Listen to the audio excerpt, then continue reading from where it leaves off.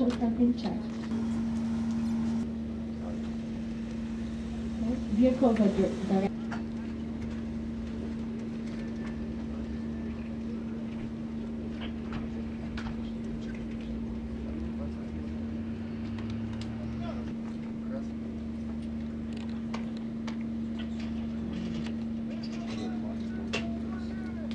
The squad commander appoints both shooters with helpers to the designated position and determines their main sector of operation.